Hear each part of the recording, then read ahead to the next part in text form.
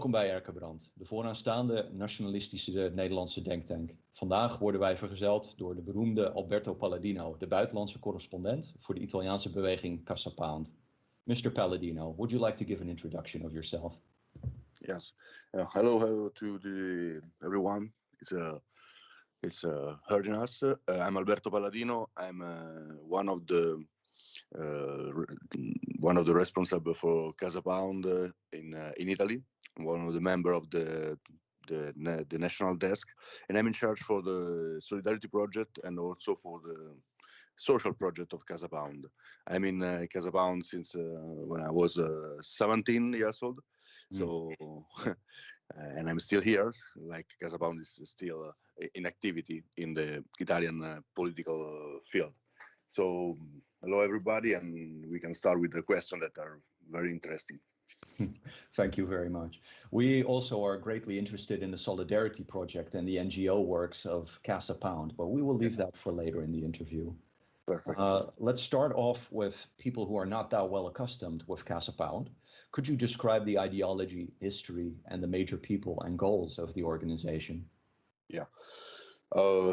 It's quite difficult because it's a very articulated question. It's a topic that claim a good knowledge about the history of Europe and in particular the history of Italy. But in 2 or 3 words, CasaPound call itself fascist of the third millennium. So we try to bring in the future what we consider good in the past of our political history. So we think in 2 words that there was something good in our tradition, in our history, in our political activity. I mean, when I say our, I mean the Italian or the European one. And we must transform this political proposal in something can survive to the future, can give answer to the new question of the European people. So we are, of course, a little bit nationalist in the smart way to be. It means not to close ourselves inside our border, have no relation with the other European nationalists. It's a very bad way to be a nationalist. We are a sort of international nationalists. I know it's a game of war, but we like to build a bridge between every nationalist reality in Europe to give and to rebuild the nationalist or patriotic alternative to the system in Europe, in Italy.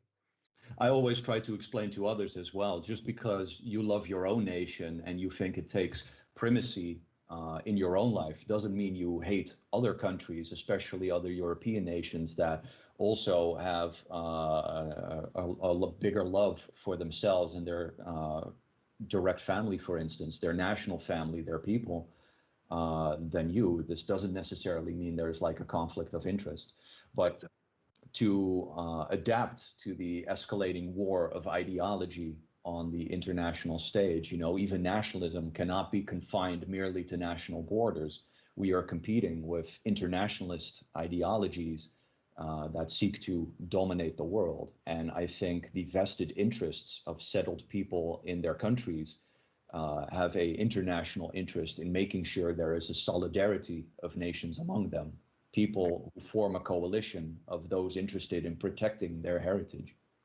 Exactly. And this way to act work exactly in the opposite of the way that the new system want for us. The system want a reality made by single people, individual people, closing their room, closing their house, buying food with the telephone, with the smartphone, and watching the series of Netflix, and with no relationship and no relation with the friends or with the community where they belong. So we try to rebuild the connection between people, and mainly the connection between people that love their nation and love the idea of a European continent, strong, independent, and free.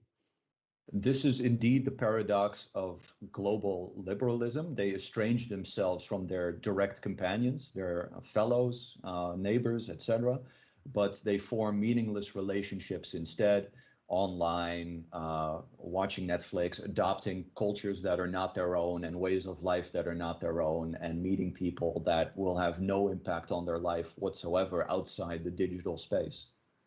Exactly. When you were discussing about fascism, do you mean the ancient Roman style or more the style of Mussolini? It's a good question because the historical fascism. Okay, we can use these terms to clarify. The historical fascism, Mm. it's mean the political experience start in the 19th of the last century and ended at the end of the Second World War.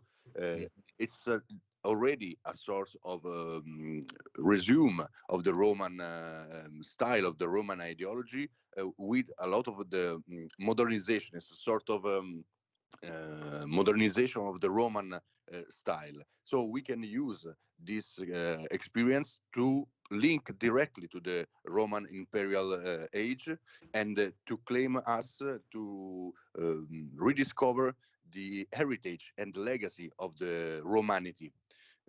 So during the last century, the Italian people, but I don't want to say only the Italian people because all over the world and mainly in Europe, every nation rediscover and reconnect itself with the Roman heritage, with the Roman legacy. And I think it's my opinion that in the last century, the Europe was a very good country where where live.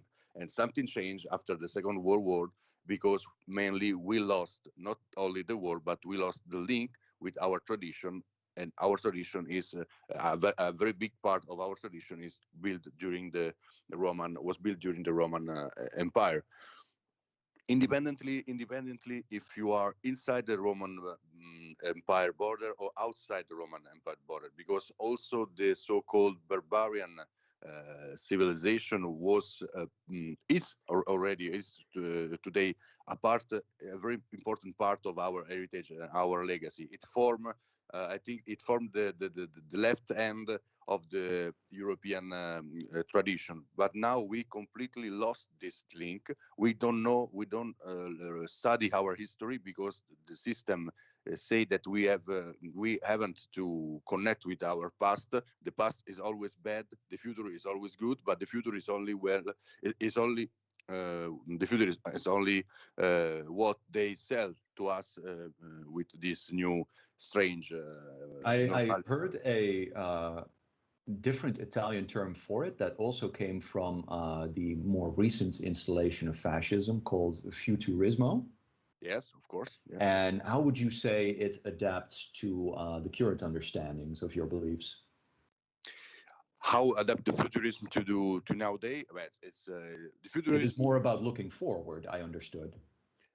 But yeah, allora, it's very it's complicated because the futurism it's in the past. If you drawn down the timeline of the history, but the Mm. futurism build in the past the keys to read and to discover, to open the future because they planted the seeds that grow like exactly like a tree. And above this tree, we can see the future, we can see the horizon because they discover and that if you change the rule of the game, if you change, if you discover new world, if you discover a new mentality to approach the future, you already gain this future.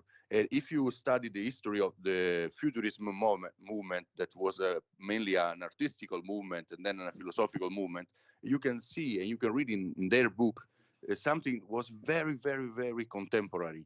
Mm. All the fighting against the so-called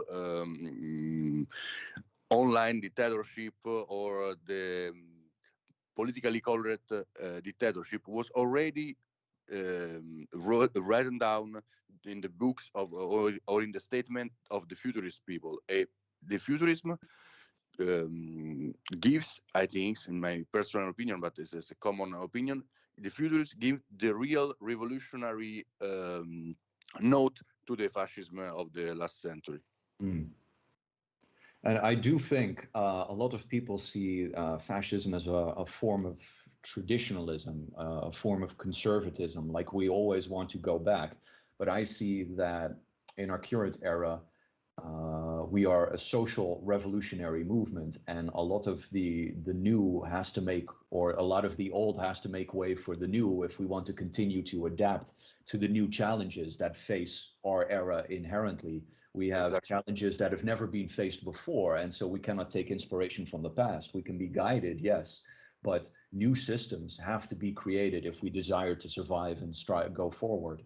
Exactly, exactly. Of course, when I say we take example from the past, I don't mean that we want to dress ourselves like in the past, like in the last century. We don't want Mm, to have the helmet with the, I don't know, the plume and so on. But we want to keep what good was in the past.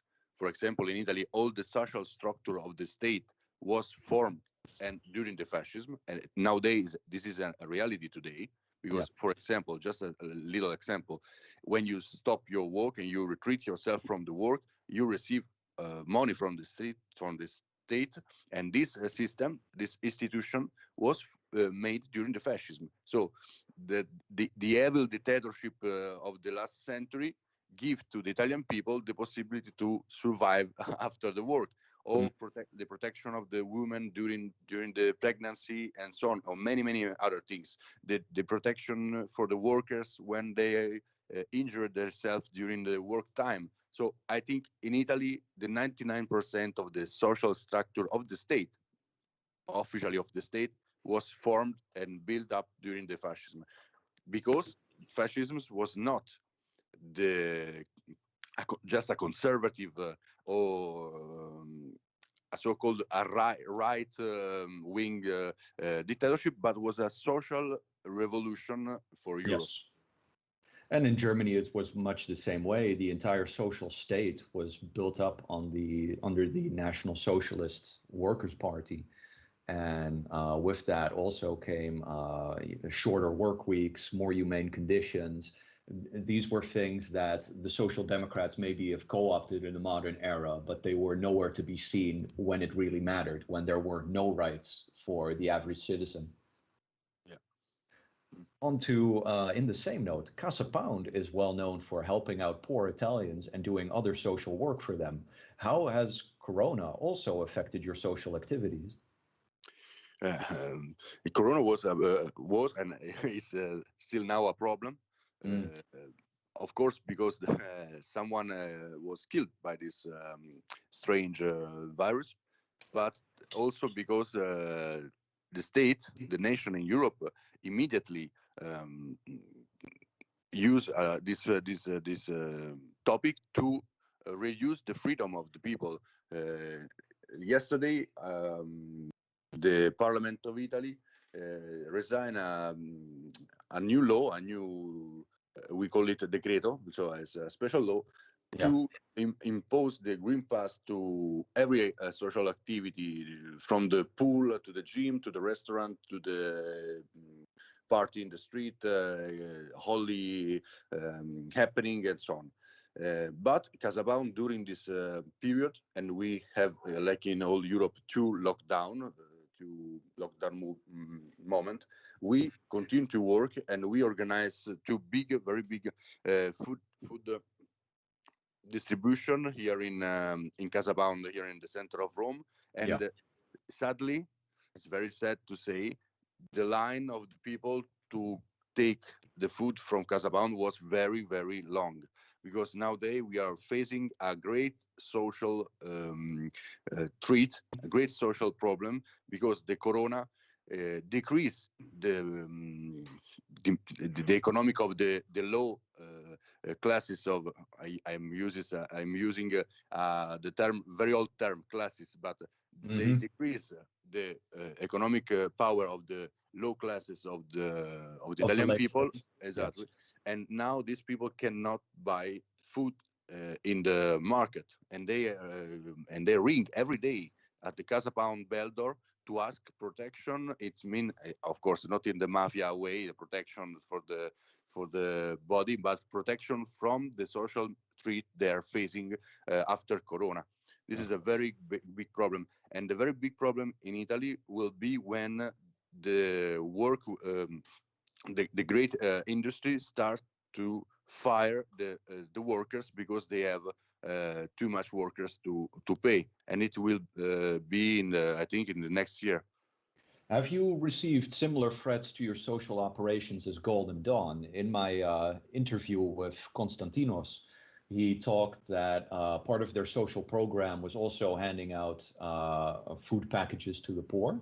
But the Greek government insisted, no, you have to give it out to everyone because they were just handing it out to Greeks. I'm sure you have a similar construction, and that they have to stop because it is discriminatory. Has that happened? The funny thing that happened in Italy, that you know very well, that here in Rome we have something called Vatican. So we are the nation where exists the heart of the headquarter of the Catholic Church, and Mhm. so we have a lot of social structure made by the Catholic Church to the people, and in this structure everyone is accepted, but not the Italian people. So Italian people cannot go to the Caritas. The name is Caritas, so the Catholic structure for the welfare, because these structures are full of refugees, are full of homeless people, and are very dangerous. You cannot sit in the hall of these structures to wait your help with people that are drunk or with people with knife or with drug dealers. So this is Yeah. the reality. So nowadays in Rome, we have this strange situation that we have the line of Italian people that want to be helped by CasaPound, and 200 or 300 meters, you have the line of the refugees, the immigrants, the homeless, the drunk people, the drug dealer that are in line in front of the church, in the Yeah. back door of the church to receive the helps from the church. So they miss. I think they miss their mission to be beside the population, and the population um, it's watching what happened, and it's understanding where they are, Mhm. which side they choose. I have my own opinion on that. I think that Christianity is a universalist religion, and as easy as it came to our people, it will also as easily leave it because it has no notion of a concept of its own chosen people, for instance. And so, if it is universal, it is for everybody, which technically means it's for no one, even though we as Europeans see Christendom and the Catholic Church as are part of our historical cultural institutions. But sadly, in its doctrine, this isn't so. I think, like capitalism, it can make its home everywhere and also nowhere at the same time. Yeah.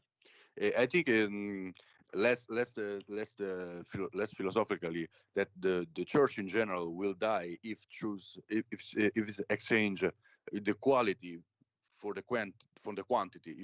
When you search a lot of every day you want people that join your religion, and you forget the roots where you born out, and you abandon your natural society, your natural family. You lost yourself, and with yourself you will lost your your people, your spiritual family. But anyway, this is a very big topic to open about the religion, and one day we maybe also in the nationalist movement we can open this kind of topic, because at one point we have to face also this argument. Indeed.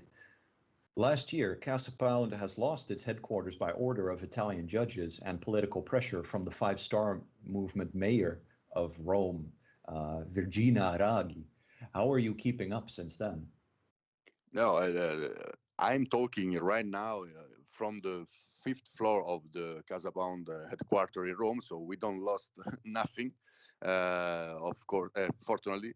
But last year we touched the highest point of tension between CasaPound and this building where I'm talking, and the mayor of Rome, Virginia Raggi.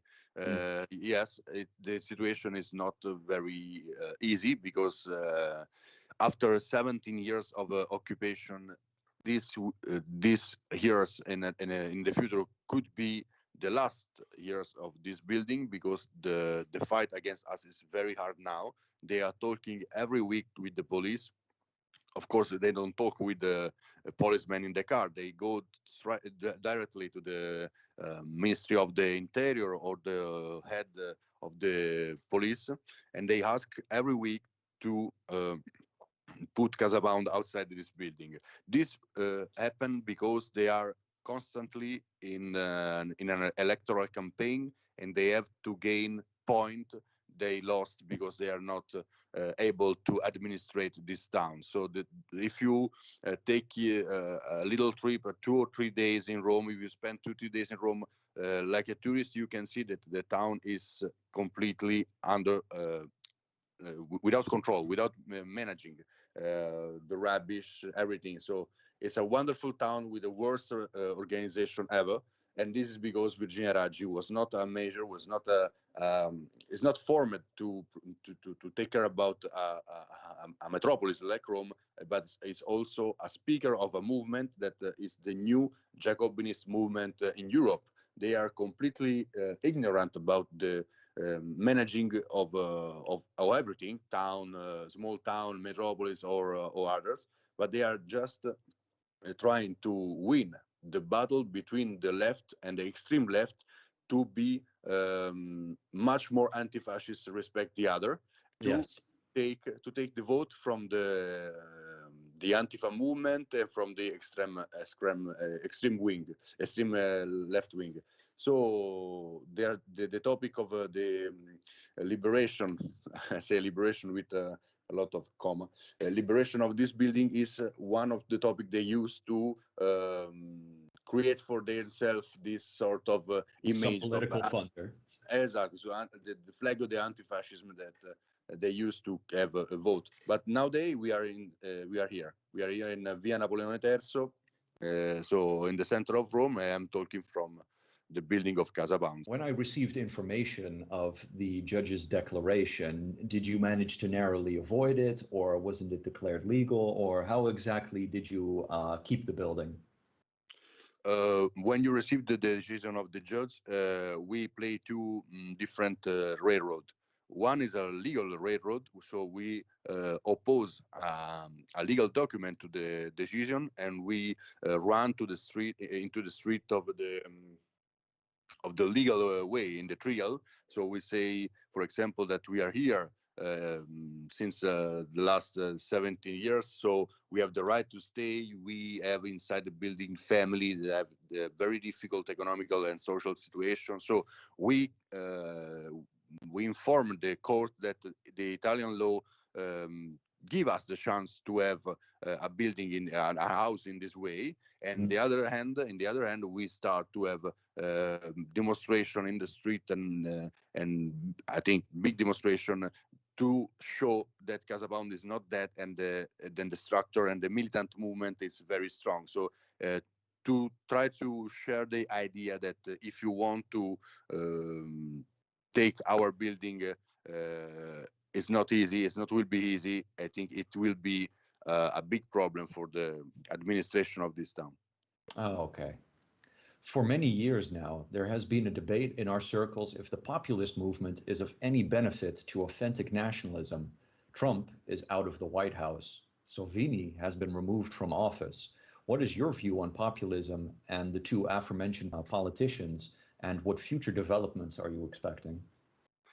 This is a big problem. I mean, I think for the nationalist movement or for the revolutionary movement in general, because the populist parties or the populist politicians use our keywords, use our phrases, use our imaginary to bring their own agenda forward, to push their own agenda forward. But it's not the same thing. If Salvini say, for example, first the Italian people, or Italians first, was his motto of the last year. This motto was created by CasaPound. We use this motto, this phrases, with this phrase in our manifesto, Italians first. So Salvini take this keyword and use in his political activity. But what happened? Immediately he stole from you something that you have created, and something that you have created because you have a real proposal to your peoples, to the people Yeah. that follow you, and use these things only in the political debate, without without nothing behind. It's It is just a an word. empty slogan. Exactly. Just a slogan. So I think the populism it will be a sort of a fake goal that everyone can see, and a lot of people give vote to the Lega Nord, to Salvini, or the other so-called right wing party, but they are, I think, the door to the democratization of the society. It is not good, of course. No, because democratization always ends up in pluralization of the society, and Of a course. society that belongs to everyone belongs to no one. I And plus, also, the problem is that Salvini is one member of one party, the Lega Nord, and nowadays this party is in the government with Mario Draghi. Mario Draghi is was the former man for the economic system, the builder of the economic system in Europe, and you can imagine that he's not. Of course, is not a nationalist, is not a revolutionary man. And nowadays, Salvini have this double face that outside in the square with the people, with the people, they use the nationalist vocabulary, but in the same way, in the parliament, in the same time, you are voting the proposal of people like this. yeah, we always see the same false equivalence that you cannot have a party of the people if you fill it with corrupt bureaucrats. And we have the same situation with a populist party in the Netherlands called Forum for Democracy, where the entire party was not only once, but twice filled with the most scummy types of bureaucrats, corrupt bureaucrats, even because they stole from the party as well. And lo and behold, a few months later, the party has a hijacking situation where some party members want to go this way and the others want to go the other way. And so it almost falls apart again and narrowly avoids disaster. Yeah. And this Yeah. always happens to these parties. And at one And point, plus, they cannot be stopped. And at the next point, they're right back where they started. And it's always this wave motion. It's always built to collapse in on itself. and the main things that I think is the main fault, the main sin of this party is that they don't create structure for survive to the future. I try to explain. You can also play to the democracy game and say having two phases, one for the people and one for the parliament. But in the same way, in the so-called in the back office, in the second line, in the structure of your party, you have to build up, for example, a newspaper, television channels, and so on. So you have to build during your democratic activity. You have to build the structure for the communication of your revolutionary ideology, and they Sure. never do that. For example, the Communist Party, since the beginning, always do these things. In Italy, the Communist Party, since the 1955, is in the parliament, so they play the democratic game. But in the same way, they build up newspaper, television channels. They have a singer, they have a journalist, and so on. So they create a society, exactly a society, and this society create they teach something to the people. And in Exactly. the right wing party, they don't teach nothing. They don't produce nothing. This is the biggest problem of these parties. It is entirely true that when you do a politically revolutionary movement and you have an idea and a way of life to sell, that this has to be discerned amongst your members first and foremost, and these members also need to be prepared for their confrontation with the political opponent. It is whether it is in exchanging ideas, whether it is conversing with other people. You are always going for that moment where the other party will start attacking your ideas, and you have to be ready for this. For example, I'm reading down the question about Salvini. You know, so you write down and you send to me this question, and this question is wrote: Salvini is removed from his office. Oh, it's true. It's true. It was removed, but of course, it was removed after a huge media campaign against him, and the Lega Nord and Salvini have no weapon to fight this the press campaign. Yeah. Because they have no structure behind.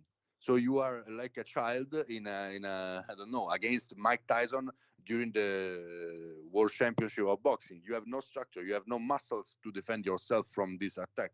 And we know perfectly that if you have no structure, you cannot gain victory. You just could be famous or in charge for a period, and then you will fall down because you are no.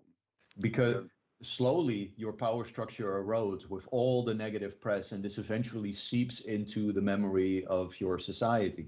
Exactly. And it doesn't matter how good or moral you are known as a piece of shit because of the enemy media channels. Exactly. And it is exactly how it happens in the Netherlands as well. You know, eventually a newcomer steps into the ring, and then the propaganda mill starts turning. This person is corrupt. All these things are going on. This is everything that he said going back 20 years. And these people, they don't stand a chance. You just get annihilated. And it's not at the voting booth. No, it's the media that decides who is popular or not. And plus, maybe we can talk about it in the rest of the interview. It's very important to have structure because we are fighting also the war of the words. I mean, the terms they use today. It's very important. When you say refugees, but the people you are watching in TV are not refugees because they come from, I don't know, Nigeria, for example, and you know perfectly that in Nigeria there are no war. No, there is no war. So you are using the word of your enemy when you say refugees, when you say, I don't know, gender and so on. But if you don't have your own school, I mean, not the real school, not the lyceum of the primary school, I mean your school of ideas, your school of your if you don't rebuild a new vocabulary for your own people, you are losing immediately this battle, because our people nowadays is forced to use the vocabulary of the enemy. it is entirely so. And this makes us conform to their game, and we cannot play a game where the rules are decided by the enemy. Exactly. This is perfect. Exactly. With regards to your ideology, what do you perceive as the greatest threat to the survival of the nation of Italy? Is the greatest threat from within Italy, or are there external forces at work? I say today, still today, I say the greatest threat is always from within Italy. It's from inside. And what is it? Is the losing of interest for our heritage and for our tradition.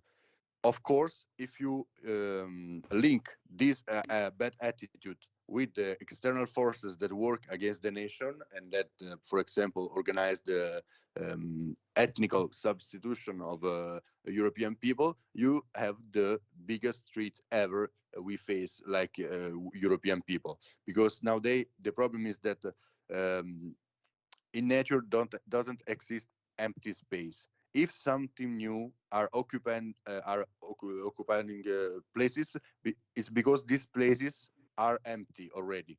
So these empty space are formed when an Italian people, an Italian man, an Italian woman, and so on, stop to claim or to remember his heritage and his tradition. It's mean, of course, you have entire villages with immigrants people, because we escaped from these villages because they are not economically interesting, and we moved to the biggest town, to Roma, to Milano, to work. But in this way we lost entire provinces of Italy, and nowadays these provinces are completely lived. Come si dice? They are completely full of external people. I don't know, from people from abroad. So if you lose yourself, of course you will be transformed by the other. This is what I mean. If you stop to read about our history, if you continue to be divided by the politician also, if you continue to be divided by this stupid democratic politician that want the peoples divided to rule better the population, we will have no weapon to face these external forces that work. Of course, nowadays this argument, this topic is very big because you can also do your little revolution in the supermarket, for example, choosing the national or European product.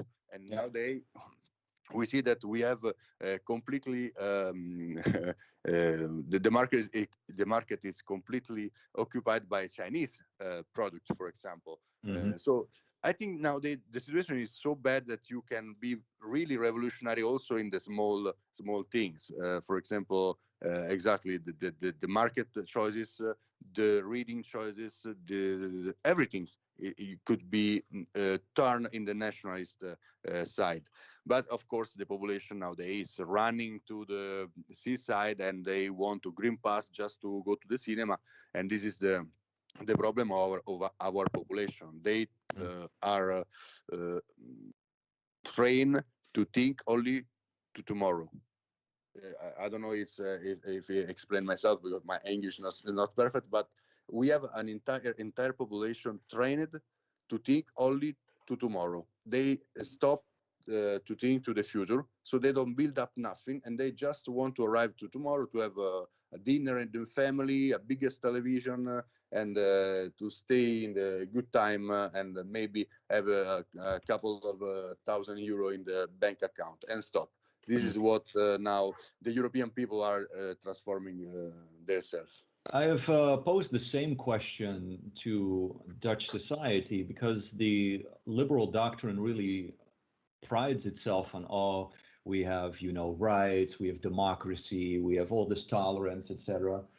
But paradoxically, our entire history is being taken down. You've probably noticed that statues are being pulled down. We have museum displays that are being changed because they're actually evil and racist. We have certain national holidays that we have to adjust because they are racist and dangerous. We are getting replaced in every possible way. I think even 100-year-old people are being dragged to court because of, bookkeeping in certain historical events. I think even Franco was taken away from his tomb, and in America, Confederate soldiers are being literally pulled from their graves. And I'm like, there is nothing our society will leave for the future. What is the point of having existed at all at this current point? You have to ask yourself, we're not going to be giving democracy, rights, liberalism, and tolerance to the new peoples, because the new peoples will have their own way of decorating their new nation and culture when the time comes. We will just merely be empty-handed visitors in what used to be our own lands, but now we are just visitors. We will have become stateless. It is mind-blowing sometimes. Yeah, exactly. But it will be long. But if you analyze the last the cultural production of the last 50 years, you will see that everything's lead the European people to the same direction. So lose yourself, live like a single individual unity, have no family, have a smart work. Smart work is mean you can change work every day, and so you can build you can build up your own independence in the economical field. So they are trying to liquefy our society and to liquefy our identity, because liquefying the European type of man of people, they can remove it from the space they need and place in these spaces the people they want. But it's a very big problem, because when I see, for example, that in the major university in the United States and North America, they remove the classical culture from the program of teaching, I think we are touching a very bad point, because if you are not just removing a topic or a 1 hour or lesson, or you are removing the link with the past and the link with the legacy of our ancestor give us. So it's very strange because, for example, they don't remove I don't know, math or so geometry. They remove Latin because they say it's useless. No one talk Latin. Latin is useless. But nowadays, if you want to read a Roman law or a Roman status or something, you need to know it. And anyway, it's strange. It's a very strange game they are playing. Well, it's not strange at all. It's part of a genocidal push. You know, people want to actively disassociate you from yourself, from your Yeah, heritage, from your being. exactly. Yeah, it's strange, but it's not strange. Now it's under the eyes of everyone. The game. Hmm. Could you describe and explain your view on geopolitics? If our information is correct, you started out pro-sovereignty and independence, allying yourself with Hezbollah, yet later your position has softened. What is your current view on issues like these? It's very correct. The terms you pose this question because pro sovereignty and pro freedom. I know this word is a little bit abused, freedom, but exists a real form of freedom. It's called in the other way independence, and we like to have relation with independent nation, strong nation, and sovereign nation, and we don't like all the other countries that work to decrease or to stop the road for the independence of the others nation. For example, in the Middle East, we have a very good relation with the Syrian people, with the Lebanese people, not only Hezbollah, but all the Lebanese society that fight for the independence of their nation. Of course, when I say the independence of the nation, I mean, for example, the immediately stop of the aggression from a very well-known state in the Middle East that continue to provoke military accident Of course. in its border, and then we have a good relations also in Iran that we are a big talk open with some part of the Iranian society, but also we have good relation with some American people.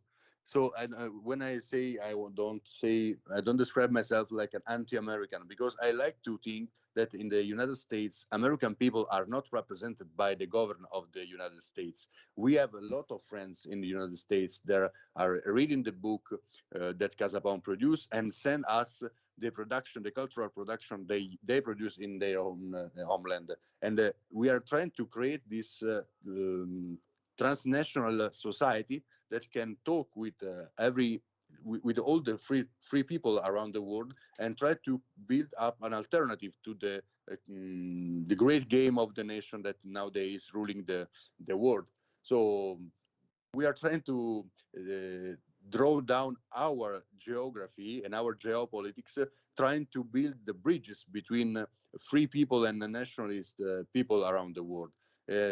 For example, we have a lot of solidarity mission open. The last one was made in Armenia, and I think it's an important, very important frontier of for the European people because nowadays the Armenia is under the attack of the Azerbaijan people that are backed by, supported by the Turkish government. So we have to produce also in the geopolitical field our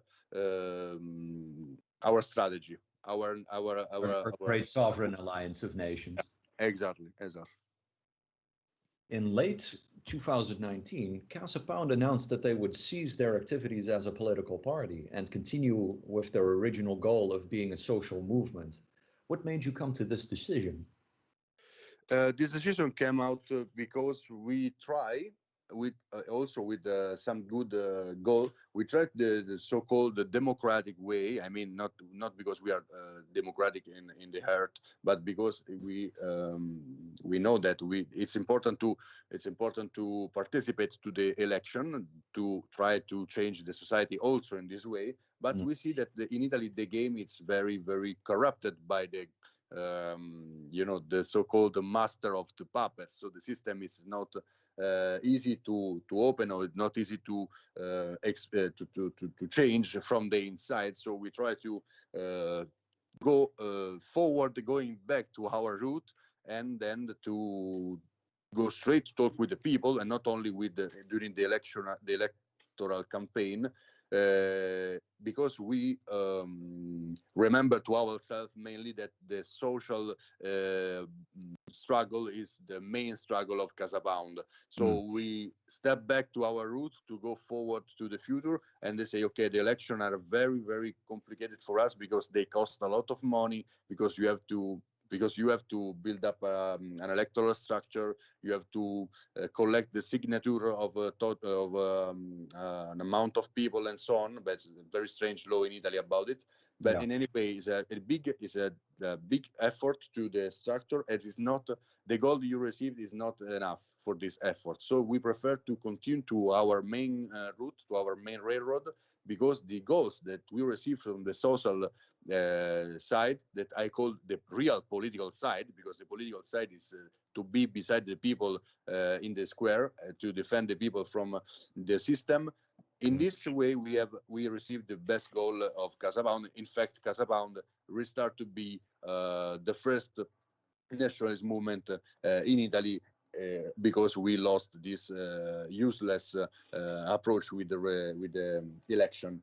Yeah.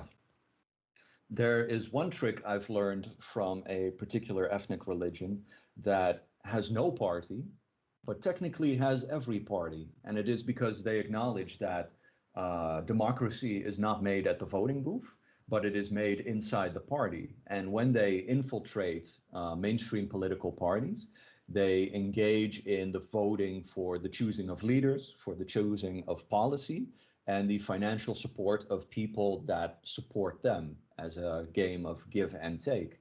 And I think this may also be very interesting, as you can have parties represent your ideas and your ideals through taking part in these systems, but not having a system of your own that is easy to attack through the media or through a enemy journalist, for instance. And I think there is more ways to do that. Politics doesn't have to be made by our own parties. I think it is too hands-on, and that actually we have to take a step back and influence politics rather than making it.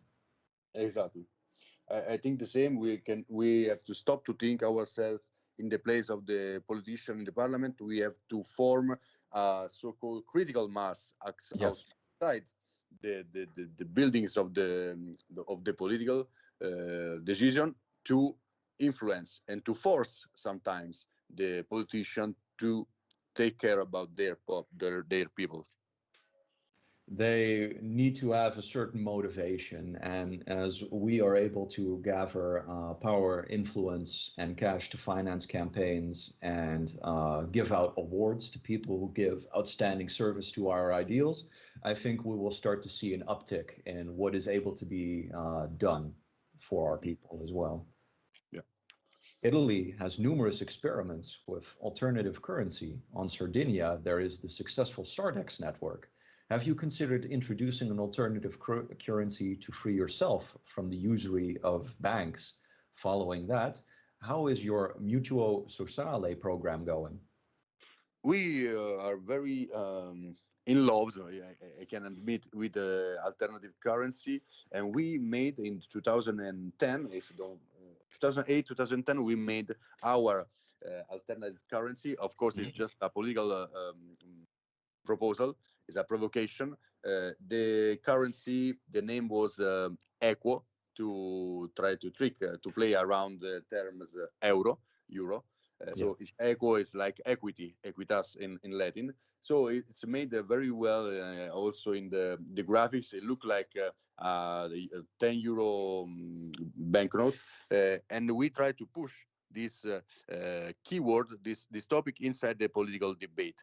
Of course, when you touch this button, when you step on this platform, immediately the system attack you, because you are touching the really heart of the system. So you will be not independent at all if you continue to use money that something else produce and then something else control.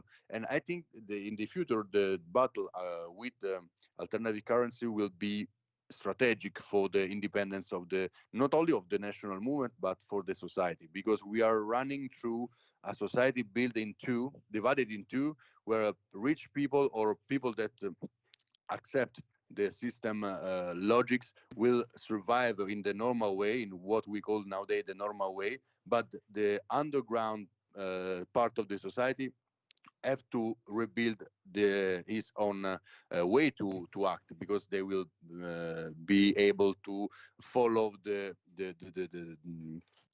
to follow the rest of the society. For example, if you, this year you will not have a green pass, maybe you cannot go to work, maybe you cannot go to every market in your town. So you have to restart to create your own society and have a currency for your personal necessity is very important. In Italy, we have some interesting example of this. The Sardinian one you mentioned is very interesting, and we.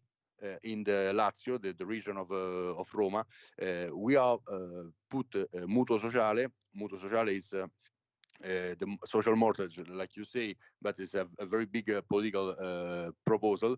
We put this proposal in the regional consilium of this of the Lazio, and somewhere of this somewhere in the town of Lazio, the mayor, of course, the right-wing mayor, can use this proposal to give houses to the Italian family that are in the social crisis, in the difficult social situation. So this is one of the best goals of CasaPound, because this proposal was completely created by CasaPound using the heritage or the example of the fascism, also because already in the fascism age they talk something like this to the social housing of the Italian people.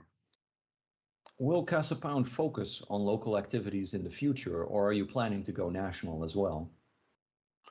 No, we will always play national.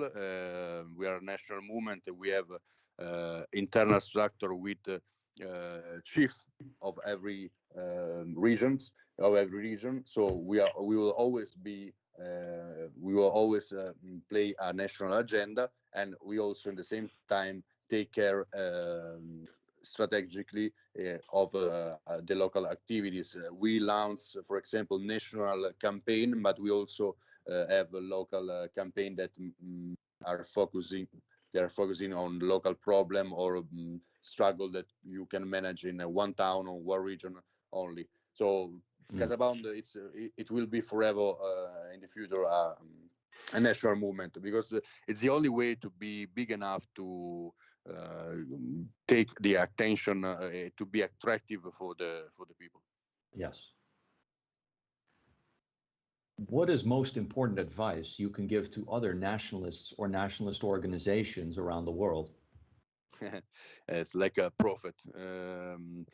The biggest, the important advice is to build something can survive to us. What I mean, found a publishing house, found a newspaper, found a channel, television channel. In 2 words, we have to start to build structure can survive to us, because the threat that will arrive between 2020 2030 will be huge. It will be change radically the form, the face of the European nation. So we have to build something hard, that hard enough to resist to this biggest revolution that the mondialization or the globalization will deliver to us. And it's mean to build a new way to interpret our activities, not only denouncing the problem, but also working for the continuity of our ideology. Because the threat is that today we are quite famous, quite active, but tomorrow the son of our son, we will not have a movement like CasaPound because we can't communicate, we can't give a legacy to these people, to the new generation. So we have to start to build up this legacy, and in the second way, we have to start to I use this bad term, but we have to start to infiltrate the society. We cannot stay outside the society. The system teach us that we are outside the society, but this is not true. It's a trick. It's a lie. We are the society because we are the princes of our nation. So we are not outside, but we are the representative of our society. So we have to start to take our place inside the society. I hope, I dream, nationalist people that became professor in school or in university, that became industrial manager and so on, because this is our people, this is our society, and we have to rule to take our place inside. We must stop to be external, to be outside the society. Because I have noticed a certain thing during COVID is that society is being completely wedged apart on the vaccination issue. Yeah. Mostly nationalist outlets will be against it, and of course the entire mainstream is for it. Do you feel that, disregarding everything else, that this may be a ploy to uh, take an entire half of that society that might be considered a threat to disassociate it from the mainstream and to wedge it further apart where they can be harmless? Yeah, exactly. And then continuing to this topic, if you are outside the society, you are with the people that are really outside the society, so the so-called emarginated. But we are not emarginated people. Mm. It's like we are not the scum of the society. We have to reconquer the center of our society, because it's the place we deserve. It's the place for us. It's complicated to share, maybe all, especially in English, because my English is not perfect. But in general, we have to stop to think ourselves like something else. Respect the society. We all for a lot of years we produced this sort of statement against antisocial. We can say antisocial.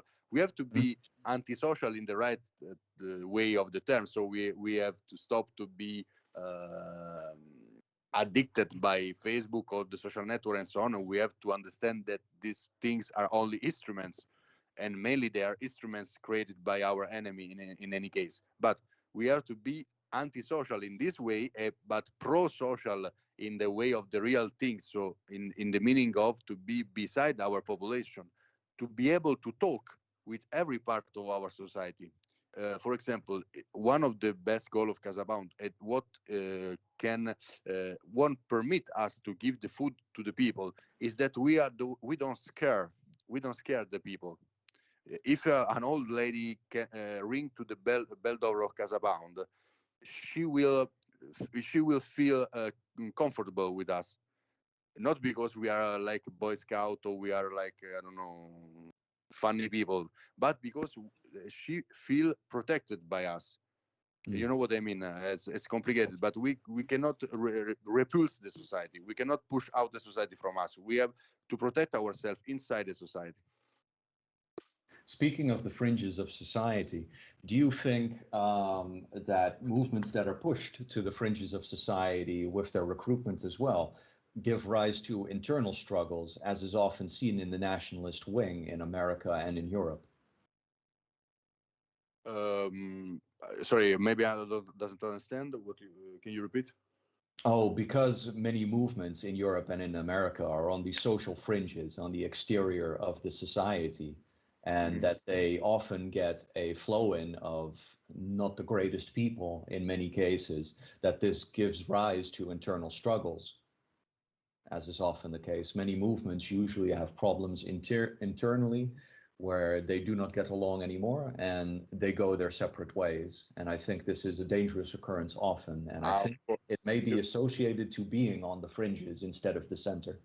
of course. The disgregation, the internal problem of the movement, or the stupid war between movements, it will be It's always been a biggest problem of our side. I don't know what happened, because I don't know why it happened, because it's very easy to understand that if you divide yourself, you give a bigger chance to your enemy to win. But in any case, I think we can solve also this problem going back into the society, because if you talk with the so-called normal people, the worker, the teacher, the schoolboy, and so, you can understand that they are not different from us. No. We can keep we can maintain our logic and our way to act, our attitude, but we can do everything inside the society, and we can solve the problem of the, for example, the competition between movement, if we share everyone these big places called Italian society or European society. So there is enough place for everyone inside the society. If we continue to stay outside, we will stay in a very small room and we start to fight because this space is not enough for everyone. This is the problem. Wise words. And I think on that note, we have come to the end of our interview.